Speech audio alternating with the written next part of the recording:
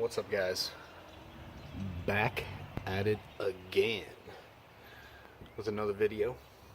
Same car, still the same car I'm doing for free with my materials and my skills.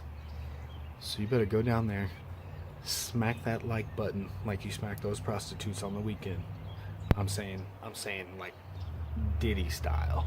You know what I'm saying? Most of you do. Alright, so here's what we're gonna do. I'm gonna show you and tell you everything I'm gonna do real quick before I do it, and then I'll let you see the magic going down. These windows are the ones I was talking about the other day that really suck. Sometimes they really suck. These 1998 style CRVs, they kind of suck. These windows suck, and the back window really sucks. You gotta cut all that stuff out. You have to take most of the stuff off, the hinges, the shocks, the rear windshield wiper, motor, all that stuff. And then you got to cut out around it all nice and perfect. So these windows are like those little triangle windows on some of the four doors I was telling you about. They suck. So let's take you inside here. It's going to be kind of hard to see. Let me get my tool. This has already been cut out. A lot of times what people will do is they'll take their blade, focus there, we go. They'll take their blade and they'll come in at an angle and they'll cut down like this, all the way down. I know it's hard to see, but this one's already done. If you see the black on that side of the on that side of my Easy Reach, that is actually the black little paint that the tint will go behind. This is why we cut this seal out. I didn't actually cut this. This was already done because this is a 98, so this car's already been tinted before. So, and I did notice they didn't do a very good job, and they cut across here for some reason. I don't know why they did that. They were probably trying to clean with their knife or something, and it was like whoosh. So that's why you gotta not. That's why that right there is why you have to be careful. What? Focus, you piece of this right here. What if this was like a $80,000 BMW or a Mercedes or a freaking Ferrari, and you just slit this dude's freaking rubber molding on his $250,000 Lamborghini? Are you kidding me? This is why you have to be careful, guys. This is a 1998 CRV, but you think the owner wanted this? What if this happened in 1999? You know, what if this was a brand new car in 98, someone bought it, they had it for a little while, they went to go get it tinted, and then the idiot does this. It might be in 1998 now and be kind of a clunker, but what if this was in 99? You know, this was a brand new car back then. Just because it's just a Honda and it's not a $100,000 freaking luxury car, does that mean you still want to just cut the moldings? I mean, come on, guys. So take pride in your work. Be careful with what you do. That could cost some money. If the owner saw that and wanted that replaced, they're either not paying for the tint job or you're paying for a new molding. So either way, you're losing out. So get your stuff good. Make sure you're easy. Treat the stuff like you want someone to do your car. You want some dude cutting your molding up? No. So don't cut his molding up. Period. It's easy. Now, this one, as I clean, this one has a really tight seal back here. I mean, it's like, I can't even really show you guys how tight this is. Alright? So, like, I can't even get my tool in there, hardly. So it's just barely in there. It'll cover this little black strip.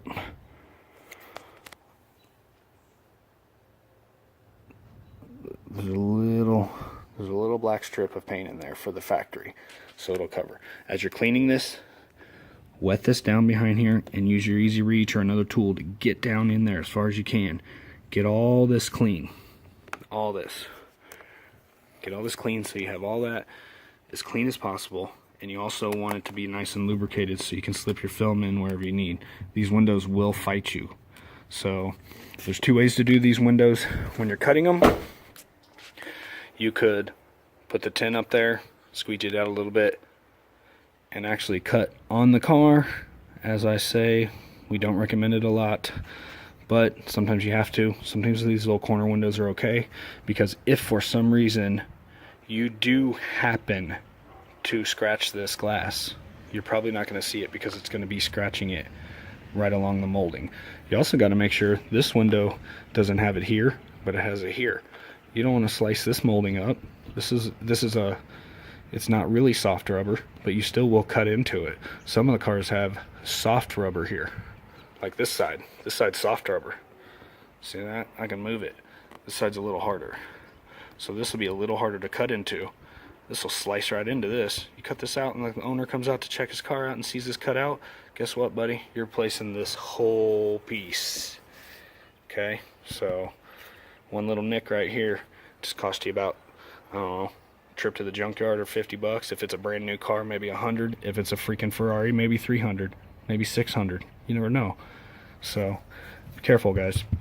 So anyway, we're going to either cut this on the car. There's two ways to do it. We can cut this on the car with the tint, or what I like to do on these windows sometimes is I like to use the liner, because you can jam the liner in there and cut it perfect, and you don't have to worry about crinkling the tint.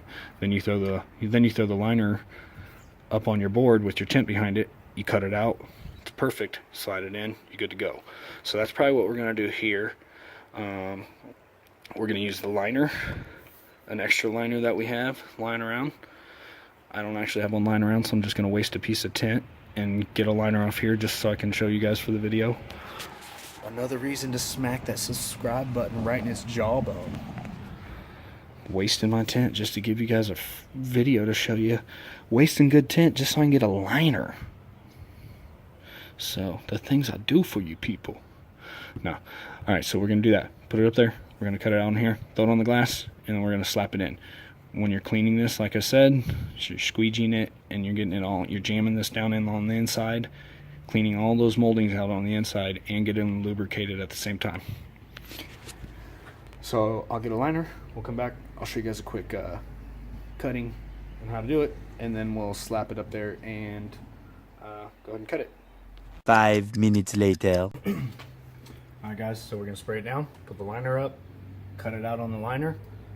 I'm going to go ahead and cut it on here. I would suggest you guys cut it on the glass, unless you're pretty experienced, but if you're pretty experienced enough with not worrying about cutting the glass, then you're probably not watching this video. So that could not be true. I still watch videos all the time, so I actually take that back.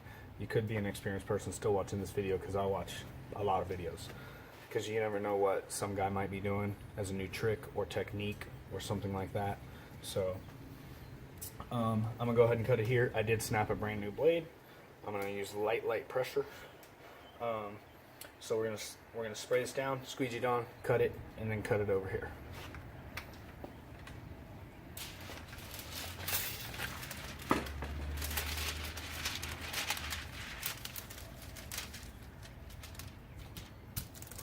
You could also use the marker technique, but I feel that sometimes the marker technique, you're not getting an exact cut, and sometimes these windows really need to be I mean exact, or they just don't.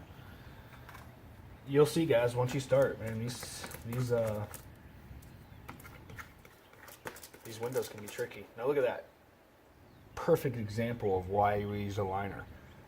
I wouldn't have been squeegeeing a piece of tint like that anyway, but it crinkled the liner. So see how easy it is to crinkle the tint, guys? Gotta be careful. Oh, we're working with some wind here. Alright, so we're going to put our blade up here with no blade out. We're going to put it up in here. Come out one click.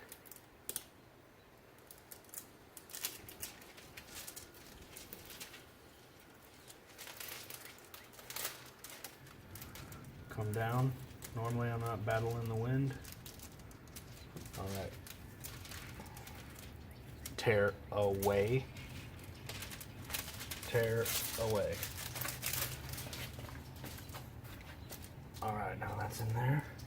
Just a little tricky bend up here. So we're going to do this in a couple different steps.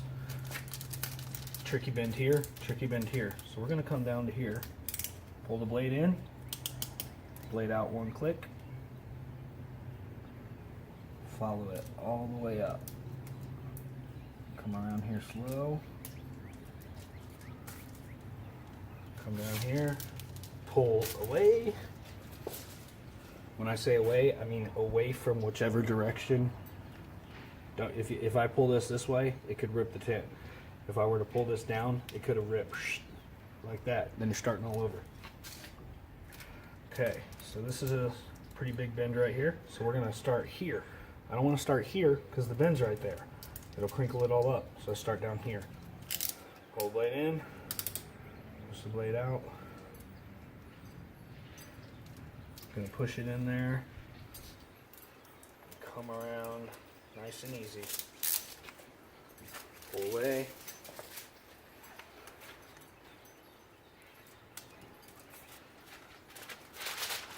Alright guys, there's our perfect pattern.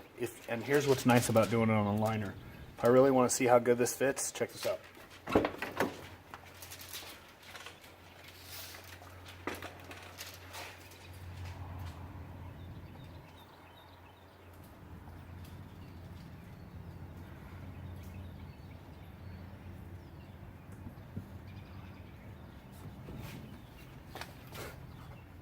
Look, Mom, we did it. We did it. Oh, wait, that's just the liner.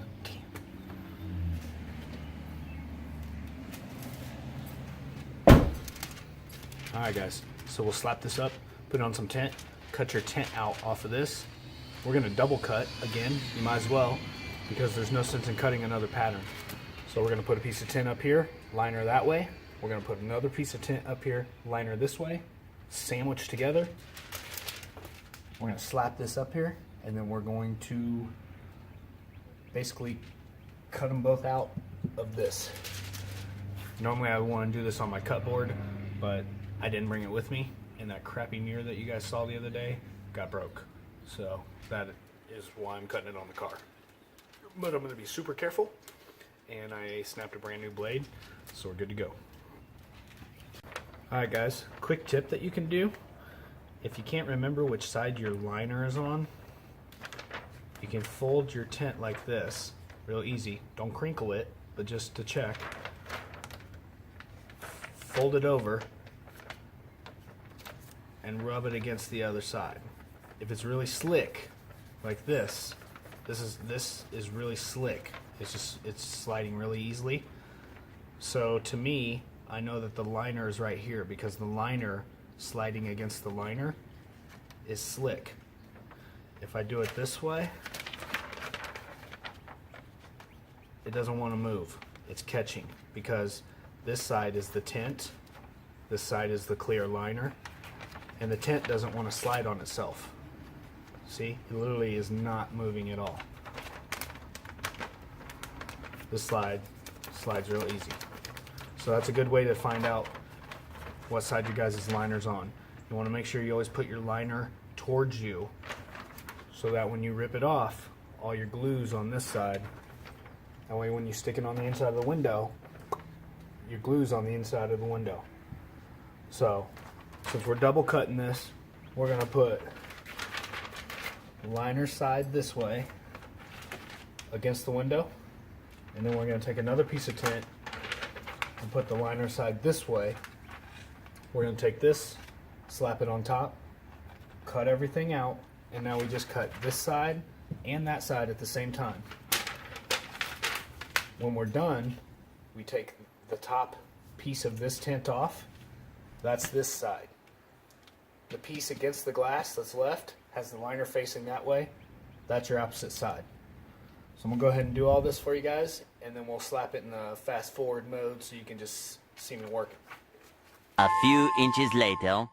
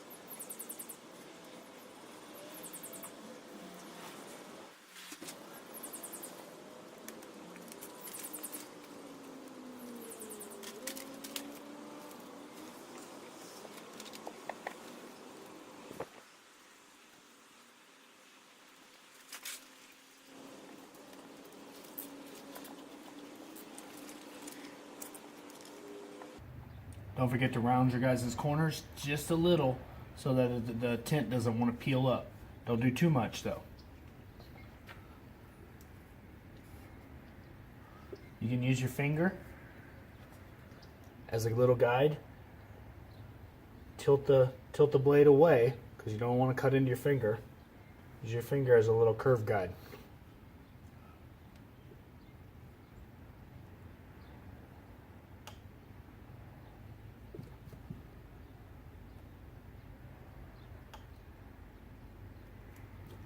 Your finger also gives you something to push the blade against too, so you're not kind of feeling like you're going to slip.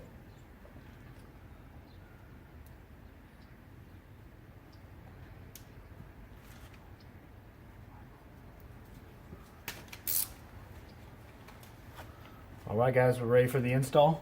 We're going to go in, we're going to scrape, we're going to clean, we're going to spray all our spray behind all these gaskets and these seals as much as we can to get them lubricated and cleaned so we have the best possibility for the best install that we can.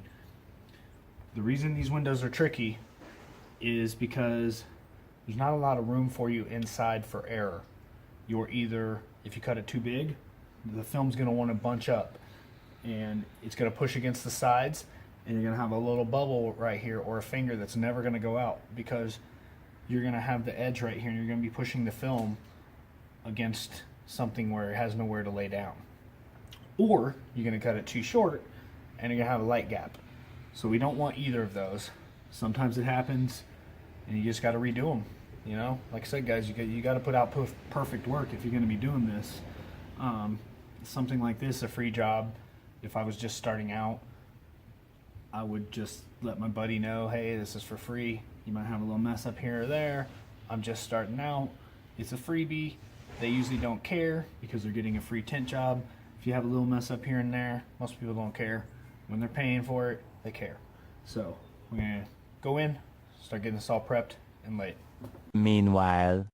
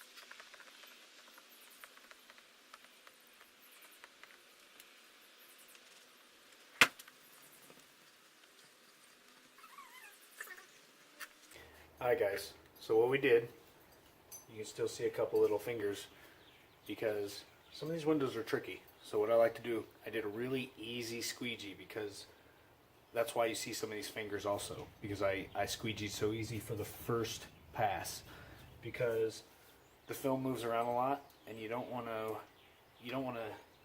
crinkle any edges or anything. You want to make sure everything's just right in the right spot. So we're going to go through with the second pass, get a couple of these down, and then we're going to do our normal final pass with the hard card. And some people don't. I like to use the heat gun for my final third pass with the hard card because not only does it make sure everything's kind of, if there is any minor shrinking, like say this one right here doesn't want to come out. One little 2-second blast of the heat gun's going to pull it right out and press it right down. Done. So I like to do that, plus it dries the area and it also starts to get a nice cure on the tint already because you're getting most of the moisture out. So that's what we're going to do here. Later.